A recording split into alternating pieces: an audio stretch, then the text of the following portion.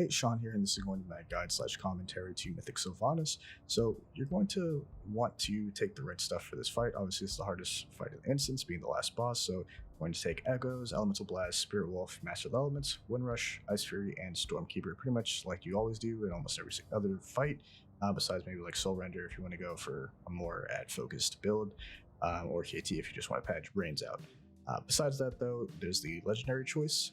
Personally, I would pretty much always recommend playing Echoes on this fight. I think the Earthquake Legendary simply makes Shaman do what they're supposed to do significantly better on this fight and helps you fill the role that you're supposed to be brought for.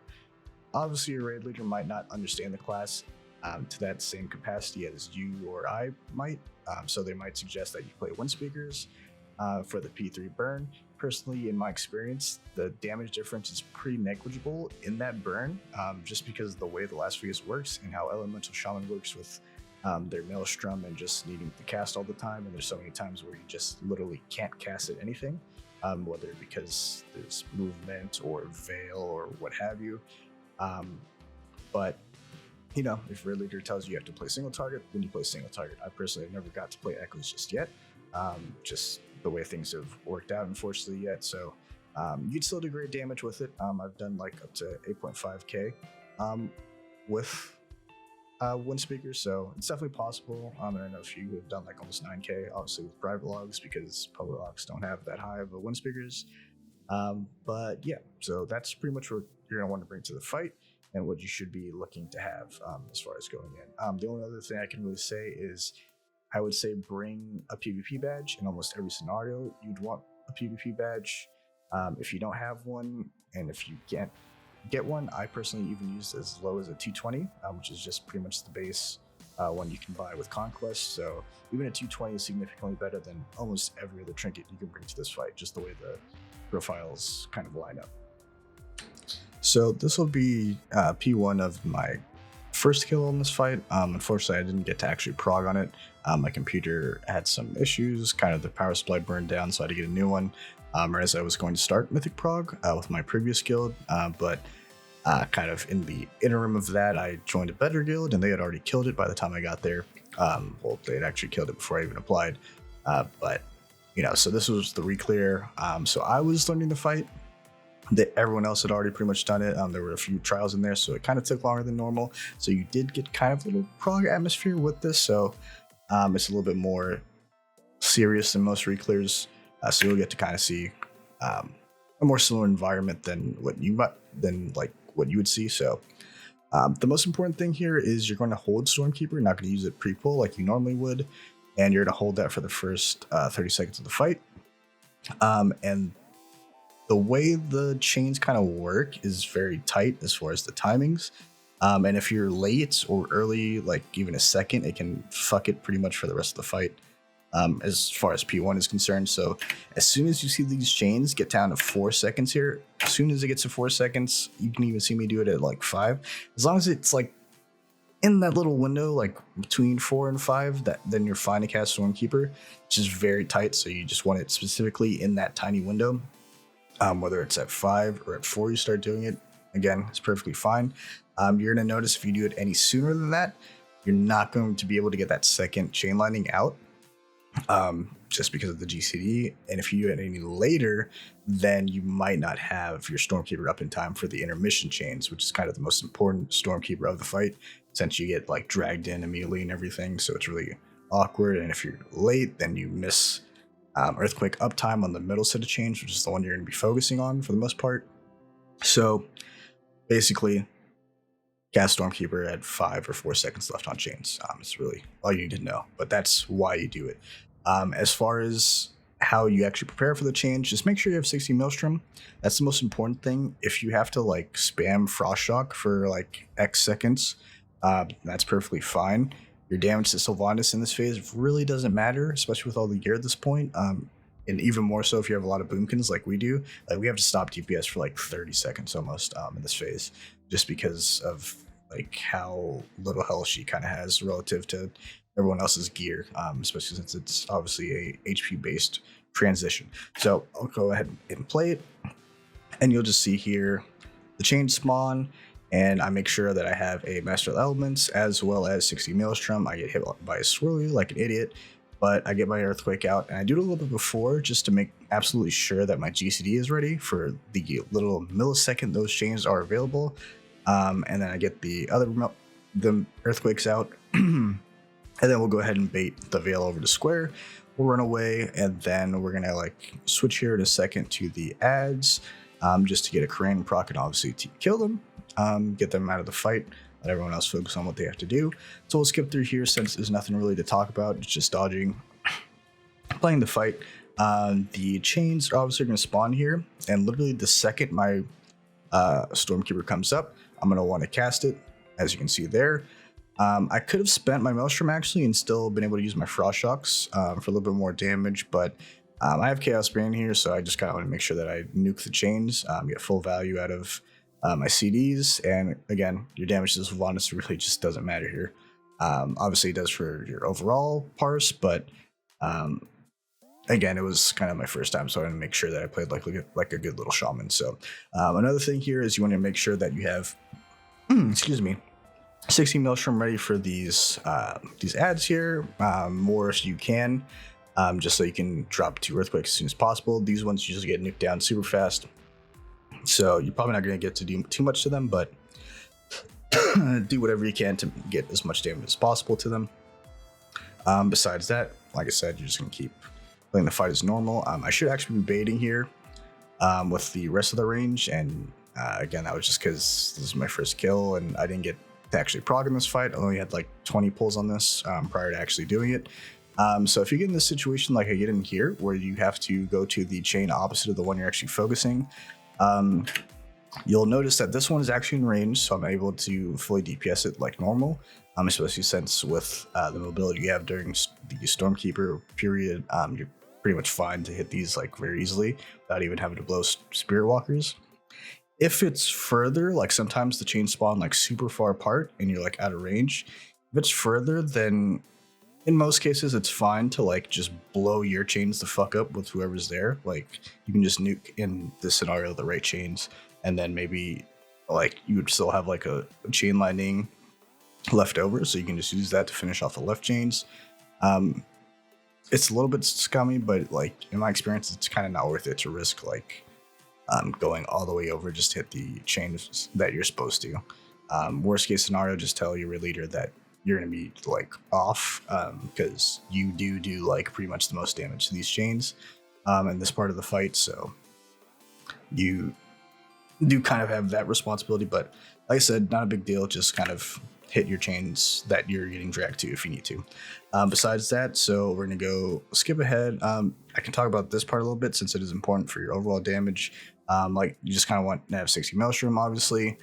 And yeah, and you just want to hit chain line as much as possible.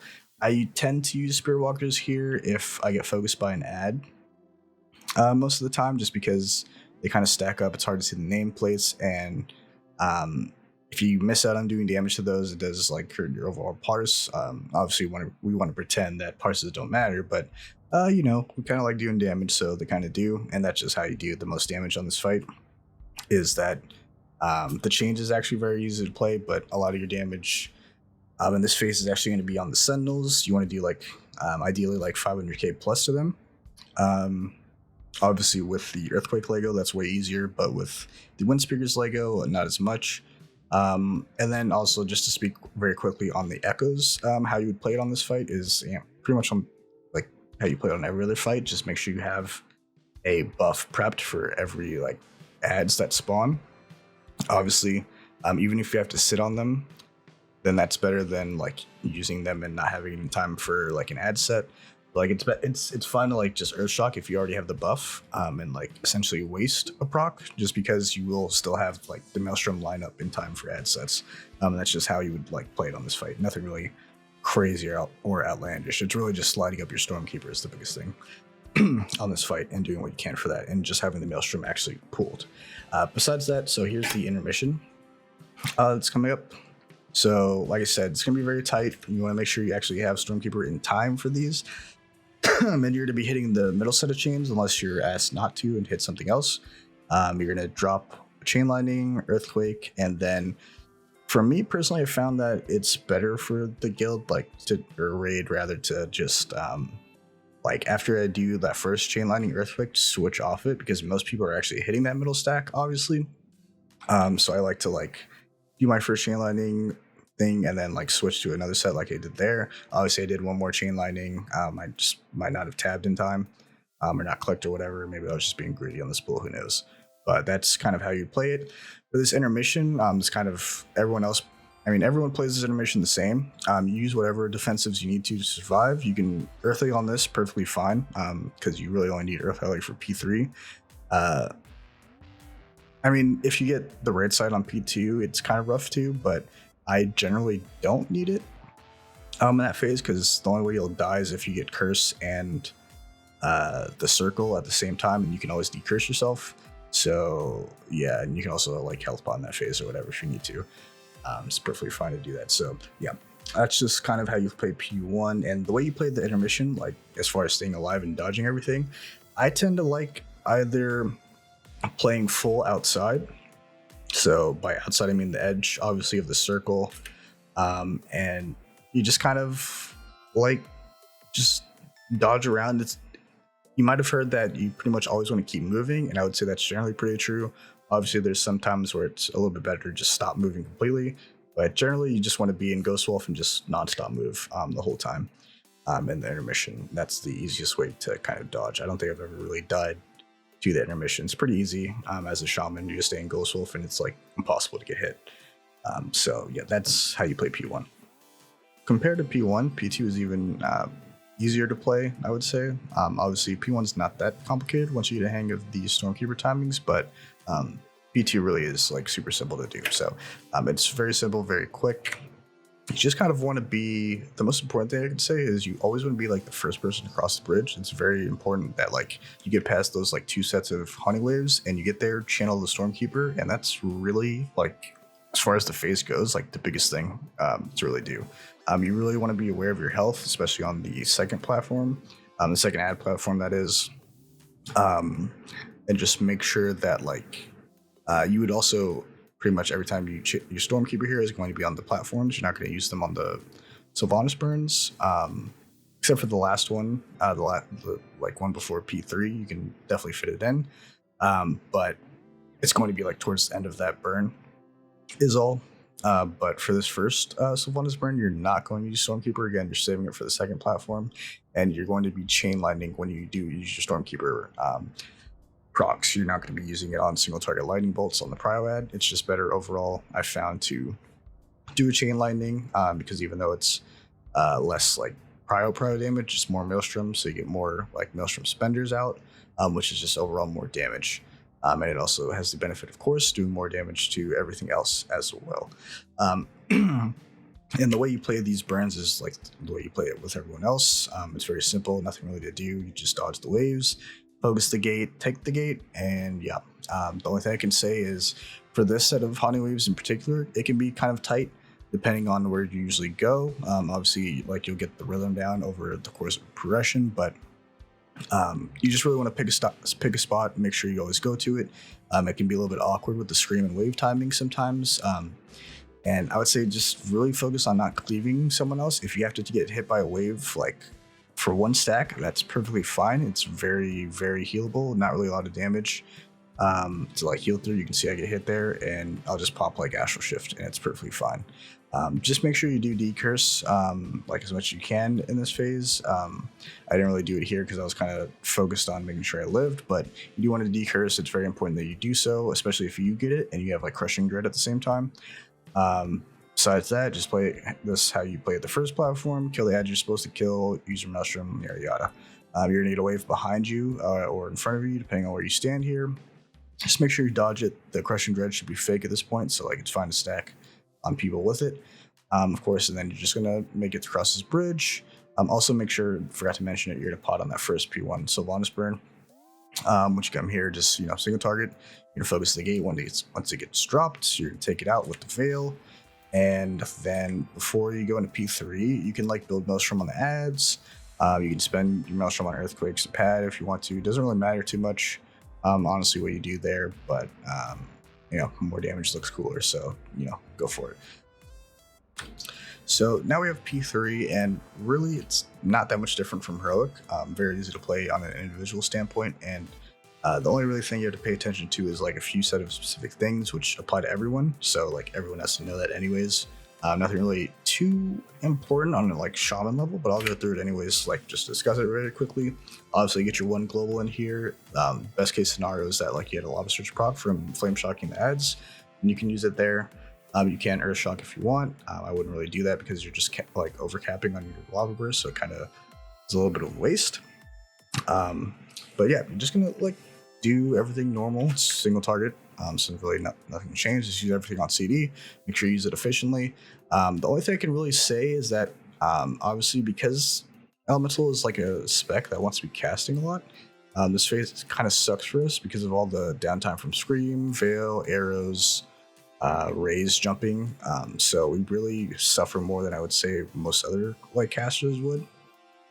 But you just have to make do with it. The most important thing is just be very aware of veil timings in particular. That way you're not caught like channeling a Fade Transfusion or dropping like say an Echo's Earthquake on like nothing, because that's obviously a huge damage loss on a single target burn, so you want to avoid that at all costs.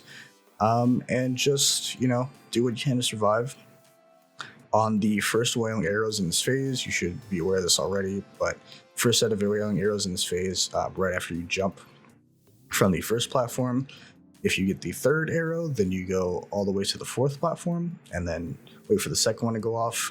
If that happens and you do get that third Wailing Arrow, that's the best time in the fight, definitely to Earth Ellie. So I would always make sure I had Earth Ellie for this phase in case that happens. If you have to use it beforehand in P2, then so be it, but you just want to make sure you have that for that, because it's a lot of damage and you'll be out of range of healers. Make sure you hit Healing Surge if you need to, or Health Pot, Hellstone, whatever you have to do to live. Astral Shift is pretty much up like for everything. This phase is so long and Astral Shift is such a low CD, so kind of just use it liberally here. And just stay on your spot. You have to Wind Rush for whatever reason, the Wind Rush, but really, I mean, it's a very simple phase. Nothing really specific as a shaman goes, so I'll just kind of like skip through it so you can see the kill. I get a Wailing Arrow here. Again, it's not very difficult. You just wait till you have to go, because this is like a set that you don't have to do anything special for. See, I popped Astral Shift. I think it was actually late, so I took the hit and I still survived even without using Astral Shift. So you can see, even with a fuck up, it's not that bad. But besides that, see us do the burn here in a second. We're gonna Lust and kill the boss. If you get, a thing, we're now get dispelled. But besides that, pretty easy phase in general, nothing too crazy. As far as the other bosses go, I'm probably gonna get them out like as I can.